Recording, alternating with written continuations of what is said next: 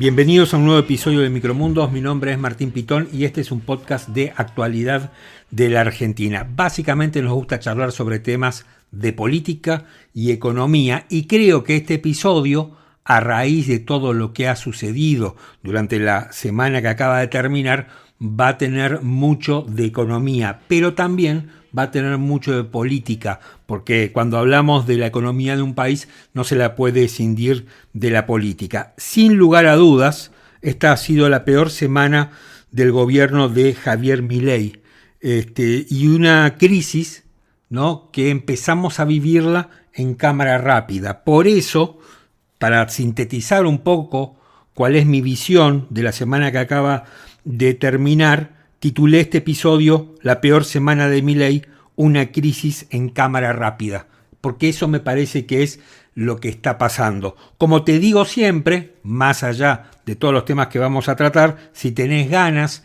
de colaborar con Micromundos, además de ponernos un like, de recomendarnos y de ayudarnos a hacer crecer esta comunidad, que por suerte cada vez somos más, también podés darnos una mano invitándonos con un cafecito. Dejo el link en la descripción del episodio. Nosotros vamos a estar muy pero muy contentos. Y además, me puedes seguir en mis redes sociales, en ex Twitter, soy @martinpitón, en Instagram soy @pitonmartin, con doble T, Pitón, y en YouTube el canal se llama Micromundos, lo he rebautizado y ahí también nos pueden seguir. Nos están viendo más en YouTube que en otras plataformas. Me parece raro, pero bueno, es así. Por supuesto que este podcast lo encontrás en Spotify y en Apple Podcast. Esta semana he hecho 2 reportajes. A falta de uno he hecho 2. Uno que ya lo estrenamos y que lo vas a encontrar algún segmento en el editorial, pero también vas a encontrar el reportaje entero debajo de este episodio, que es Alejandro Fargosi, que es el primer candidato a diputado nacional por la Libertad Avanza de la ciudad de Buenos Aires. Y seguramente será diputado a partir del 10 de diciembre porque es muy probable que la Libertad Avanza gane la ciudad de Buenos Aires. Y aun cuando quedara, no sé, segunda o tercera, cosa que creo que no va a ocurrir, Fargosi de igual modo sería candidato a diputado. Por eso me parece diputado nacional. Con lo cual me parecía interesante hablar con alguien del oficialismo, ¿no?, para ver cómo, qué congreso le va a tocar. Pero además hice otro reportaje que todavía no se publicó y que creo que se va a publicar lunes o martes, a Germán Martínez. Germán Martínez es el presidente de la bancada del peronismo en la Cámara de Diputados. Un diputado que ya está, que es importante dentro de lo que es el mapa legislativo de la Cámara Baja. Porque me interesaba hablar con él, un poco lo contrapuesto a lo que hablé con Fargosi. Digamos, esta lucha que hay entre el Poder Ejecutivo y el Poder Legislativo, donde esta semana nuevamente el Congreso rechazó vetos de Javier Milei. Entonces me parecía interesante tener ese contrapunto, casualmente, entre uno y otro. Alguien del oficialismo, que todavía no se convirtió en diputado, pero que seguramente lo va a hacer, y alguien de la oposición que comanda el principal bloque de oposición. Bueno, el reportaje a Germán Martínez va a estar colgado entre lunes o martes, pero también puse algún adelanto en los audios de este editorial. Así que, bueno, hasta acá la presentación de este nuevo episodio de Micromundos. Gracias por estar de otro lado. Mi nombre es Martín Pitón y arrancamos. Tensión técnica con el Fondo Monetario Internacional es porque lo que quería hacer Caputo era utilizar las reservas para tener más grado de libertad en hacer la política monetaria. ¿Y sabes lo que le dijo el Fondo Monetario Internacional? No te voy a poner guita adentro del Banco Central para patinarte una aventura electoral. Ya me enganchaste, ya me anotaste, ahora, digamos, te voy a limitar. Fíjate que estaban hablando de 20.000 millones de dólares, sí, y le dieron nada más que 5.000. Sí, señor. ¿Por qué? Porque le dijeron, basta, no podés, no podés patinarte la guita en una aventura electoral. Este no es un audio actual del presidente Javier Milei, sino que es un Milei versión 2017 o 2018, cuando Toto Caputo, el actual ministro de Economía, era funcionario del gobierno de Mauricio Macri. Acordate que Caputo prácticamente se fue echado por el Fondo Monetario Internacional de la administración de Mauricio Macri. Entonces es muy curioso porque en rigor de verdad, Milei en aquel momento acusaba a Caputo de hacer lo que está haciendo ahora en su gobierno, siendo ministro de Economía. Así que me imagino que este Milei, versión 2025, acusaría de mandril al Milei versión 2017 que acabamos de escuchar.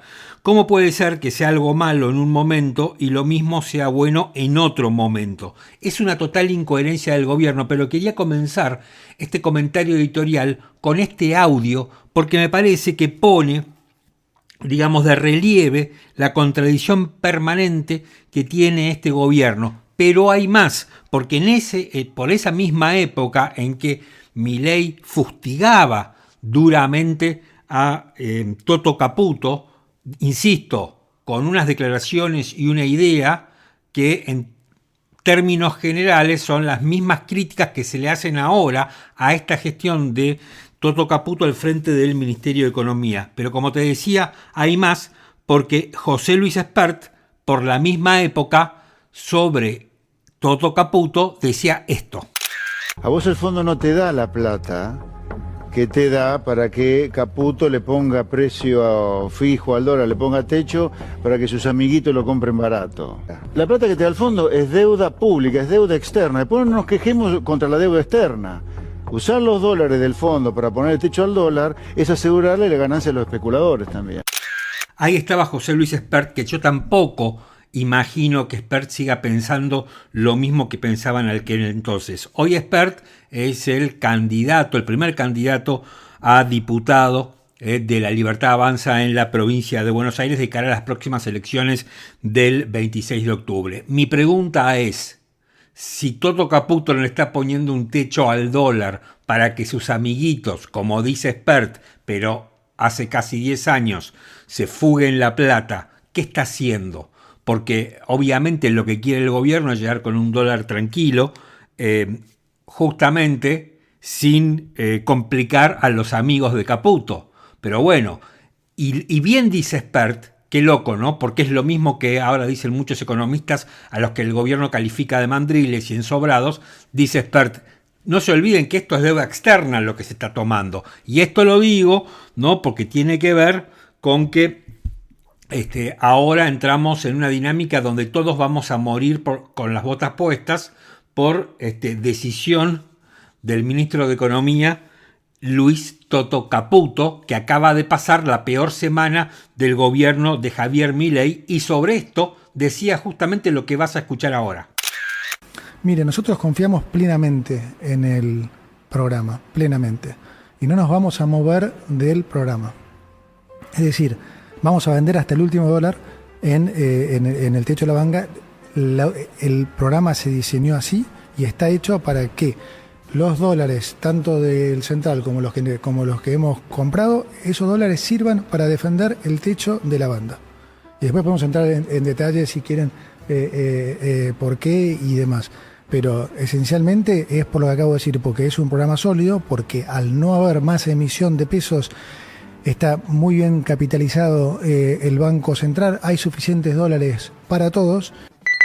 La realidad es que desde hace 2 o 3 meses que estamos trabajando, ¿sí?, para poder garantizar el pago de los vencimientos de los bonos de enero. Y más lejos aún, lo que vamos a hacer, a buscar hacer es garantizar no solo los pagos del vencimiento de enero, sino los de julio del año que viene también. Y estamos trabajando en eso y no lo anunciamos porque no lo tenemos concretado. Y a nosotros, hasta que no concretamos las cosas, no las anunciamos. Sin lugar a dudas, esta fue una de las declaraciones más polémicas del ministro de Economía Caputo, ¿no? Ya el mercado sabe que Caputo está dispuesto a vender absolutamente todo lo que tenga para defender la famosa banda. Y cuando dice que estaba trabajando, y que hace 2 o 3 meses que vienen trabajando para garantizarse los fondos para el pago de los vencimientos. Esto tiene que ver con la noticia que ha surgido en las últimas horas, al menos cuando estoy grabando este podcast, que es el 21 de septiembre, sobre que el gobierno argentino está negociando un préstamo que es, digamos, absolutamente extraordinario, no ya con el Fondo Monetario Internacional, sino directamente con el gobierno de los Estados Unidos, directamente con Donald Trump. Por eso el próximo martes se ha anunciado que Javier Milei en New York, en el marco de la Asamblea General de la ONU, se va a encontrar con Donald Trump probablemente para hablar de todo esto, ¿no? Después me voy a meter un poco más en el tema de estas negociaciones a las que Caputo hacía mención en forma indirecta, pero que después se terminaron confirmando. ¿Cómo termina la semana económica del coloso del Messi de las finanzas? ¿Cómo terminó? Bueno, 1.500 puntos del riesgo país, esto por no comprar reservas cuando debió hacerlo, 1.515 el dólar oficial. El Banco Central vendió 678 millones de dólares para mantenerlo. 1.110 millones de dólares es lo que vendió el Banco Central a lo largo de toda la semana.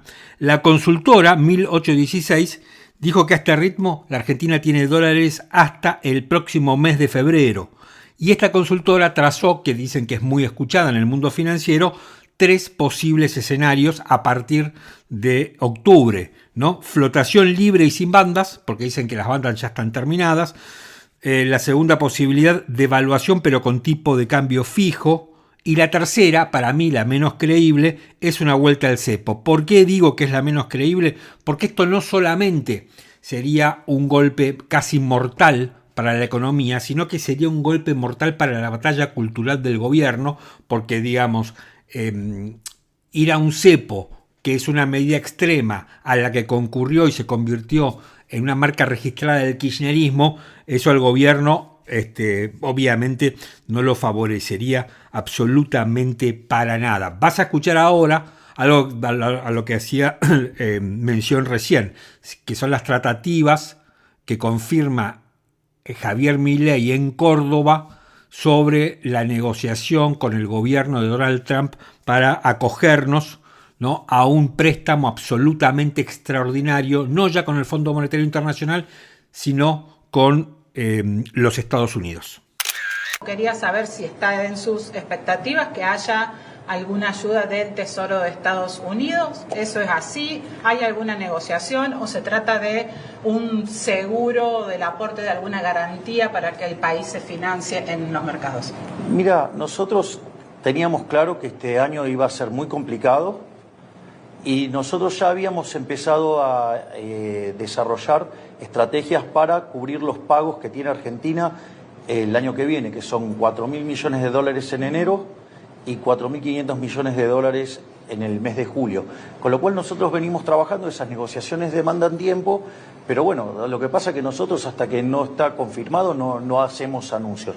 Pero sí estamos trabajando muy fuertemente, estamos muy avanzados y bueno, digamos, es cuestión de tiempo también. Ahí está Milei confirmando que el gobierno argentino está en negociaciones con el gobierno de Donald Trump para conseguir plata. A ver, ¿cómo puede ser que tengamos un programa tan sólido y tan bien hecho, como decía Toto Caputo, cuando escuchábamos el corte del audio donde él dijo que va a vender hasta el último dólar, si cada 5 meses este programa económico necesita que le presten plata? En abril nos dio plata el Fondo Monetario, ahora le estamos pidiendo a Trump. No, yo pensaba, y como todos los economistas decían, que el fondo era el prestamista de última instancia. Lo cierto es que parece que Trump es el prestamista de última instancia, el que nos va a venir teóricamente a salvar. Ahora, yo me pregunto, independientemente del monto, porque hay quienes dicen 10.000 millones de dólares, Román Lechman en Infobae, que es el corresponsal de ese medio en Washington, decía que la negociación era por 30.000 millones de dólares, monto que después Pablo Quirno, miembro del equipo económico, desmintió, pero sean 10.000 o sea 30.000, no digo que esto sea un detalle menor, pero lo cierto es que si no hay un cambio de fondo, un cambio profundo, si seguimos con la misma lógica del programa económico ideado por Caputo y sus amigos, bueno, en algún momento los dólares de Trump se van a acabar y después vamos a estar en el mismo problema que estamos hoy, como pasó con los dólares del Fondo Monetario. En abril nos decían, ahora el Fondo Monetario nos da plata, con esto terminamos, ya está, ¿no? Apuntalamos todo y no hay problema. Resulta que 5 meses después tenemos que rogarle a Trump que nos dé plata, porque si no, no podemos seguir adelante y todo esto es un despelote. Lo cierto es que el gobierno de los Estados Unidos tiene un fondo que lo usa en muy contadas ocasiones. De hecho, según explica Sebastián Maril, que es un financista, un tipo de finanzas que está en Twitter y que sabe mucho, por ejemplo, del tema YPF, lo hemos entrevistado en este podcast, publicó un tuit muy interesante explicando, ¿no?, que este programa de los Estados Unidos se llama Exchange Stabilization Fund,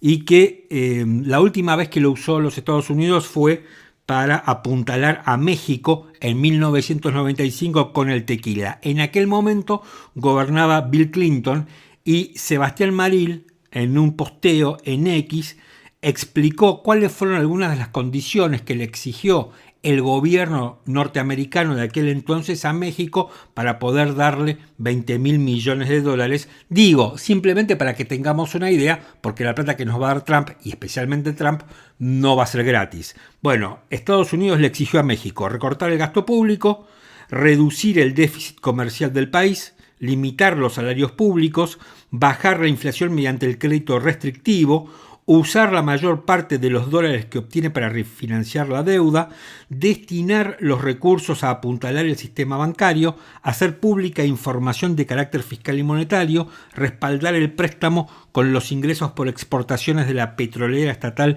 mexicana Pemex. Bueno, creo que hay varios de estos puntos que la Argentina los estaría cumpliendo, en teoría. Después va a haber otros. Yo no digo que esto fue lo que explicó Maril, que los Estados Unidos le exigió a México, ¿no? Acordate que todo este tema de la negociación y el posible préstamo de los Estados Unidos comenzó allá por abril, cuando el secretario del Tesoro, un señor que se llama Scott Bessent, vino a la Argentina tan solo por 12 horas y aparentemente en una reunión cerrada que trascendió, dijo que los Estados Unidos estaban dispuestos a ayudar a la Argentina frente a un agravamiento de la crisis global.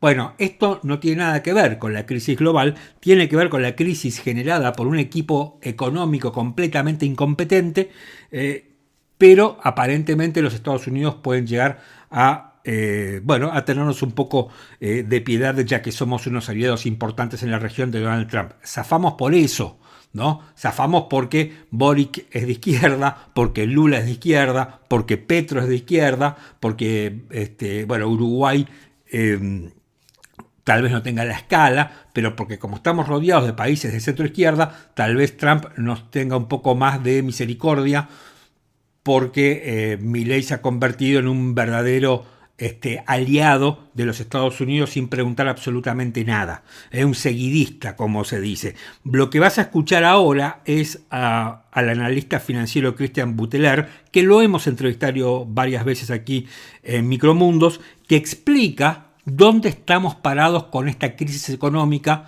que va en cámara rápida. Primero, las tasas tienen que bajar. Vos no puedes seguir manteniendo las tasas en estos niveles, porque fueron estas tasas las que te derrumbaron la economía en los últimos 2 meses. Cuando vos bajás la tasa, el equilibrio entre la tasa y el tipo de cambio te da un tipo de cambio más alto. Ya estamos en el techo. Además de eso, lejos de poder vender, tanto el Banco Central como el Tesoro necesitan comprar dólares para pagar deudas. Están los bonos y están los compromisos con distintos acreedores internacionales que vos tenés que pagar. Y el Banco Central también tiene que comprar, porque hay una meta con el FMI que dice que el Banco Central tiene que reforzar reservas. Entonces, estoy en el techo de la banda, tengo que bajar las tasas por un tema de actividad económica, sí. Tengo que comprar dólares el Tesoro y tiene que comprar dólares el Banco Central. Va a ser muy difícil poder sostener. Yo creo que una de las peores medidas que pudo tomar el gobierno fue decidir intervenir dentro de la banda con dinero del Tesoro 4 días antes de la elección para llegar con el dólar un poquito más tranquilo en la elección. ¿El resultado cuál fue? El Tesoro perdió 500 millones de dólares, sí. El dólar al lunes siguiente se te fue casi al techo de la banda y terminaste perdiendo las elecciones. Bueno, después de escucharlo a Butler te das cuenta que si Trump no nos tira una soga o no nos tira, no sé, 10.000, 20.000, 30.000 millones de dólares para que Caputo se lo gaste alegremente y pueda llegar a octubre y de ahí pueda seguir hasta el mes de enero, estamos realmente en el horno, ¿no? Ahora, toda esta plata, porque hay millones y millones dando vuelta y se habla de miles de millones, yo digo, en algún momento la tendremos que devolver. Claro, cuando empecemos a devolverla, seguramente Caputo no estará en el país y estará en algún lugar soleado, ¿no? Y mucho mejor que el que nos deja a nosotros. A ver, claramente nada marcha de acuerdo al plan. Evidentemente, acá hubo un problema muy serio. Y yo creo que además, porque a ver, esta crisis no se origina como consecuencia del resultado de la provincia de Buenos Aires. Yo creo que en todo caso, esta crisis se acelera con lo que ocurrió en el resultado electoral de la provincia de Buenos Aires y además con otra cosa que después me voy a meter de lleno en eso, con que el gobierno perdió el control de la agenda parlamentaria. Entonces me parece que estos dos factores, por un lado el político, ¿no?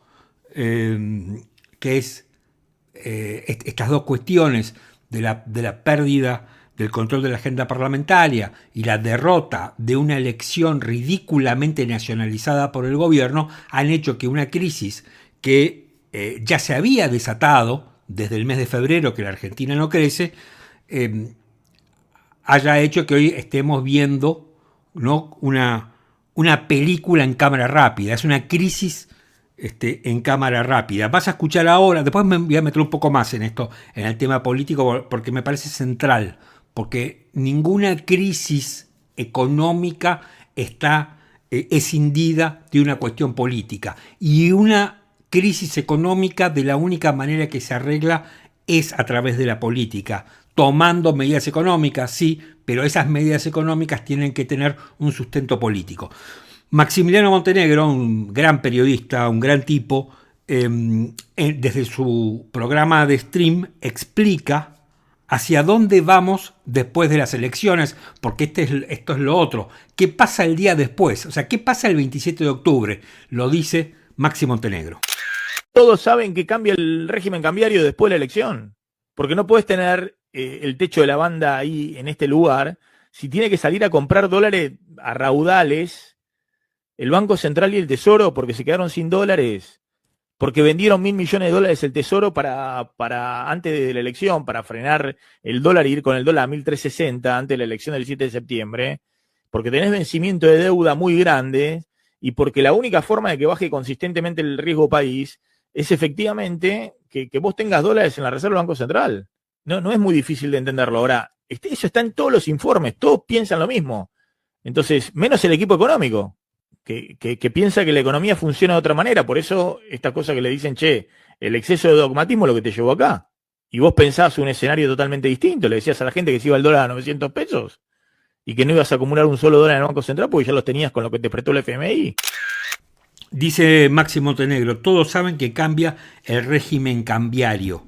Bueno, probablemente eso sería lo lógico. Ahora, si este equipo económico sigue, ¿hace algo lógico? Como probablemente cambiar el régimen cambiario con tanta seguridad lo dice Maxi Montenegro, no lo sé, permítanme dudar, no por el colega, sino por lo que es este gobierno y por lo que decía en el audio anterior Christian Butler, ¿no? Que hay un exceso de dogmatismo por parte del equipo económico y me parece que ese exceso de dogmatismo es lo que va a derrotar al equipo económico y a nosotros, los que estamos, los seres mortales que habitamos la Argentina. Lo escucho a Montenegro y sin ser un experto en economía, lo primero que se me viene a la cabeza es decir que los mandriles, esos economistas que le decían al presidente, fíjate lo que pasa con la macro, comprar reservas a 1.200 porque después se te va a complicar, toda esa gente tenía razón, ¿no? Y son personas que vienen de distinta extracción ideológica, de distinta extracción partidaria, y el presidente los ninguneaba, se reía, se mofaba, los insultaba, les decía mandriles, ensobrados, bueno, todo el repertorio, ¿no?, de provocaciones, de insultos de este presidente que está completamente acorralado. Le decían comprar reservas y el presidente y este señor Toto Caputo le decía, no, vamos a comprar reservas cuando el dólar esté a 1.000. Es más, no solamente va a estar a 1.000, sino que va a estar más abajo, va a estar en 900. Bueno, y le decían, no va a llegar a 900, no va a llegar a 1.000, compren ahora 1.200. Bueno, finalmente los mandriles tenían razón y ahora no pueden comprar reservas, porque tienen que deshacerse de hasta el último dólar de los dólares que tienen. Yo espero que no vuelvan a meter mano sobre los encajes, que es ese dinero que es de los ahorristas, que no es para que Toto Caputo lo use y le garantice a sus amigos especuladores un seguro de cambio, como ya hizo el gobierno de Macri y como está haciendo ahora. A ver, lo que está diciendo Maxi Montenegro es que después de las elecciones va a haber un salto cambiario, va a haber una devaluación, veremos si esto se cumple, de qué magnitud va a ser. Así de fácil, ¿no? Y con o sin la plata de Trump, el Fondo Monetario al mismo tiempo se va a poner más duro. Toda la vista gorda que está haciendo ahora hasta las elecciones nos va a decir, bueno, ahora tienen verdaderamente que cumplir. Y ahí vamos a tener un problema, creo yo, ¿no? O sea, tenemos un panorama de extrema debilidad y a esto hay que agregarle todavía, porque estamos hablando de la economía, pero a esto hay que agregarle todavía la incertidumbre del resultado electoral de octubre. De la misma manera en que el resultado de la provincia de Buenos Aires se convirtió en un cisne negro por la magnitud de la derrota del gobierno, no vaya a ser cosa que en las elecciones generales de octubre pase algo parecido. Muchos analistas dicen que esto no va a ocurrir y que el gobierno podría ganar las elecciones. Ahí se abre otro interrogante y es si el gobierno gana las elecciones, ¿cómo las gana? Y aquí está el famoso número 83, que es la cantidad de diputados que debería conseguir el gobierno para resistir los vetos y que no siga siendo derrotado permanentemente por el Congreso, que le rechaza los vetos a Milei. Estamos en una crisis que se aceleró y una de las razones de esta aceleración tiene que ver con la política.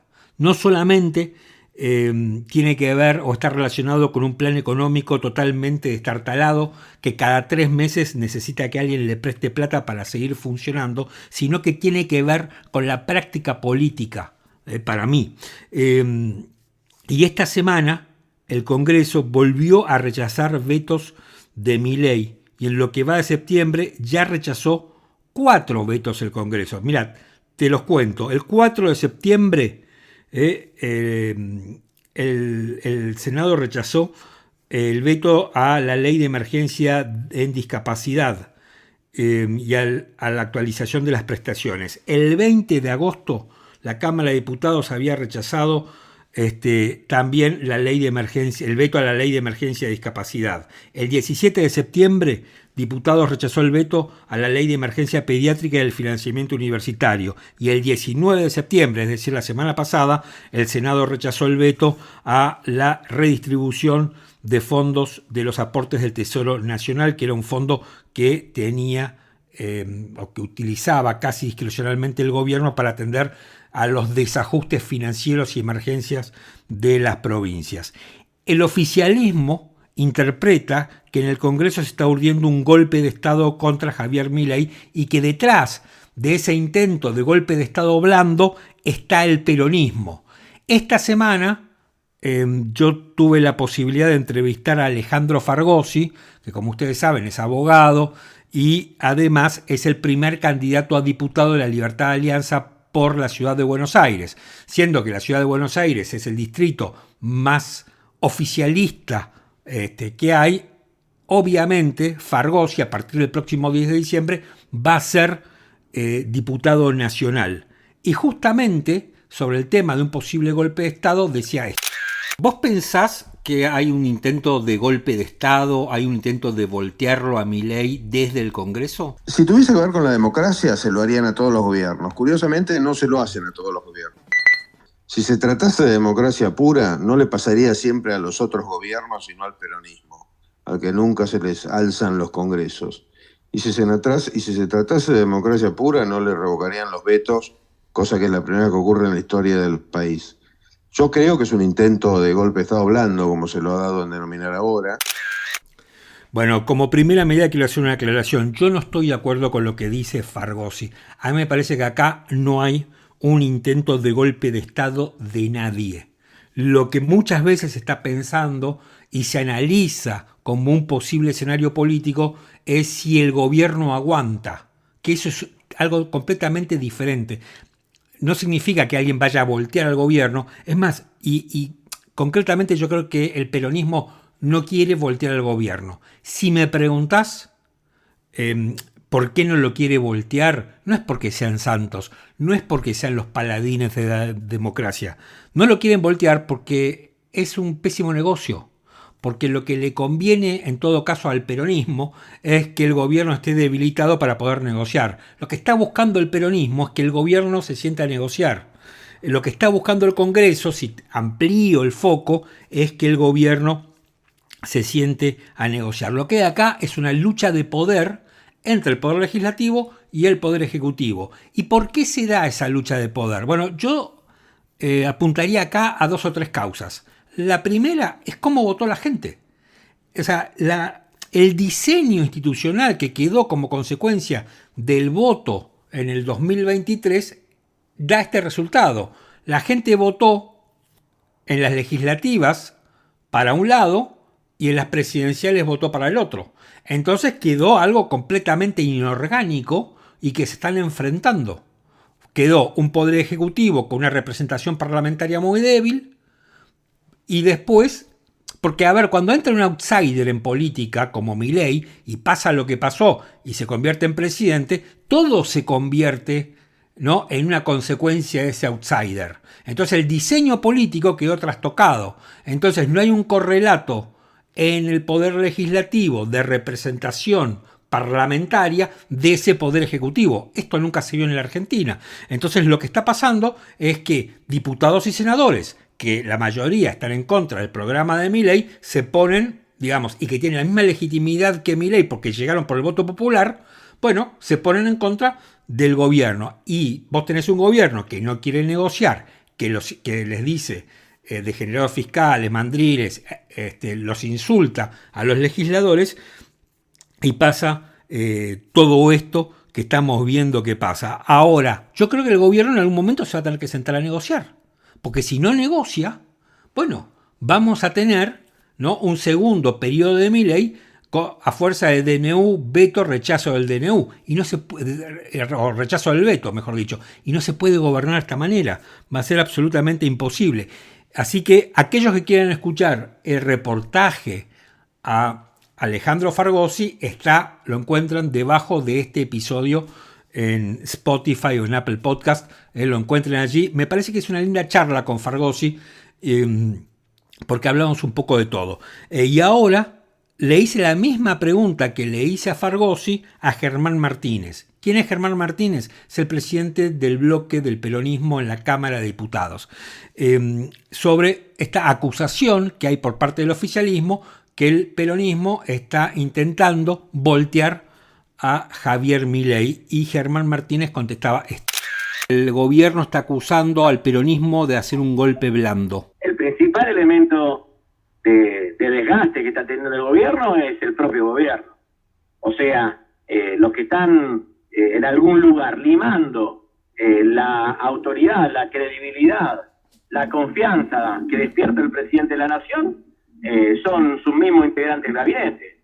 Es su hermana Karina Milei, es Toto Caputo, es Spargnolo, es el ministro de Salud, es todo ese equipo. Son los Menem, y a ninguno de ellos lo nombró el peronismo, a todos ellos lo nombró Javier Milei.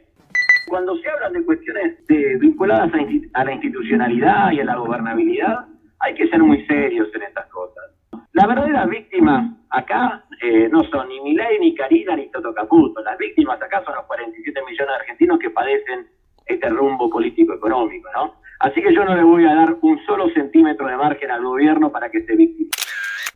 Por ahí lo escuchabas a Germán Martínez, el presidente del bloque justicialista en la Cámara de Diputados. El reportaje completo a Germán Martínez lo vas a poder encontrar en Spotify a partir del lunes o martes.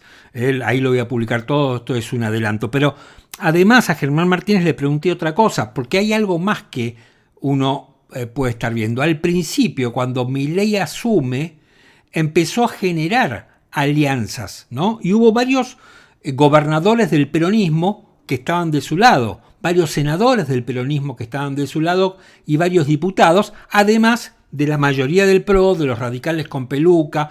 O sea, el gobierno fue bastante eficaz en elaborar y tratar de construir un sistema de alianzas que le dieron varios instrumentos, entre ellos la ley Bases, que ese fue un logro del gobierno, que fue, obviamente la ley no salió exactamente como quería el gobierno, pero creo que después de mucha negociación fue la ley que podía salir, que es algo muy distinto. Esto pasa en democracia, especialmente con nuestro sistema, con el diseño institucional de la Argentina, que te obliga a negociar. Bueno, yo le pregunté a Germán Martínez por qué razón todos esos que habían sido aliados del gobierno en algún momento se dieron vuelta y hoy están en contra del gobierno. Y esto respondía.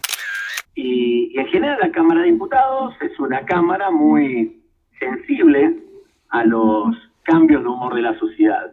Y cuando empiezan a aparecer críticas en la gente, bueno, muchos que en algún momento quizás estuvieron más cerca del presidente Milei, empiezan a tomar distancia. Y tampoco fue de un día para el otro. Bien, estamos llegando al final de este repaso de la semana, de este comentario editorial. Sin lugar a dudas, la semana que acaba de pasar ha sido la peor semana del gobierno desde la asunción de Javier Milei el 10 de diciembre del 2023. Pero no solamente eso, sino que por estas dos razones que yo les comentaba, esta crisis, ¿no? Se aceleró y entró en cámara rápida. Y por eso el título de este episodio de Micromundos. Por un lado, la derrota mucho más tremenda, mucho más fuerte en la provincia de Buenos Aires, y por otro lado la pérdida del control de la agenda parlamentaria. Me parece a mí que son dos factores que aceleraron una crisis que no es producto de este momento, sino que comenzó probablemente allá por enero, febrero, ¿no? Y que está relacionada más bien con una mirada y una política equivocada por parte del gobierno y del equipo económico, ¿no? Probablemente por haber desarmado las LEFIs en un momento que no lo tenía que hacer, probablemente por una cuestión política intentar, dar una visión de triunfo de la batalla cultural levantando el cepo antes de tiempo. O sea, yo no estoy a favor del cepo, pero una vez que el cepo está, bueno, hay que ver en qué momento se levanta. Probablemente ello también haya sido importante por una economía que está completamente paralizada. La economía argentina está paralizada, el consumo completamente desmoronado, nadie llega a fin de mes. O sea, el gobierno nunca le dio bolilla a la micro, como le aconsejó, por ejemplo, Domingo Cavallo, que fue insultado por el presidente, y ahora estamos viendo los efectos de todo esto. En definitiva, y saliéndome un poco del tema político y económico, lo que estamos viendo es el efecto de la soberbia. Eso es lo que estamos viendo. El efecto de la soberbia, principalmente de Javier Milei y en segundo lugar de Toto Caputo y su banda, ¿no? Y su grupo. Estamos viendo eso. Se llevaban el mundo por delante, es comprar campeón, si lo ves barato, es el tipo que sobra, el canchero de la cuadra, y así nos está yendo. Y nos está yendo como nos fue con Toto Caputo en la época de Mauricio Macri. No hay ninguna novedad en esto, ¿no? Entonces, comprar campeón, bueno, yo creo que ya es algo que va a quedar en los anales de la historia, porque ahora los agentes económicos le están diciendo, seguí vendiendo campeón. Esa es la respuesta, seguí vendiendo campeón.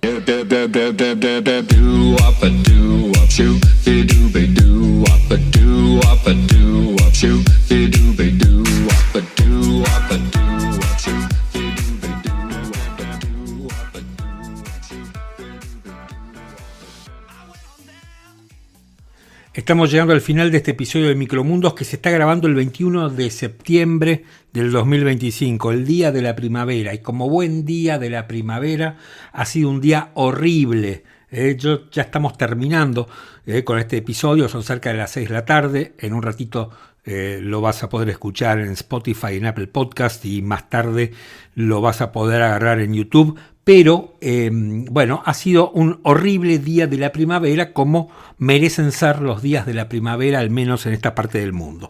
Estamos en la Argentina, y en la Argentina los días de la primavera son más bien días que no presagian una estación un poco más cálida, sino que parece que fuera el inicio del invierno.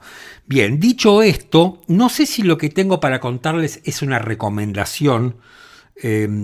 Diría que no. A mí me quedó un sabor amargo, un sabor agridulce, pero Netflix estrenó en 2 partes de aproximadamente 1 hora, un poquito menos, la docuserie nombre artístico Charlie Sheen. En realidad, más que ese título, el original del inglés está mucho mejor, que es a.k.a. Charlie Sheen, es decir, alias Charlie Sheen, que hubiera sido un título mejor que este que le pusieron en Netflix.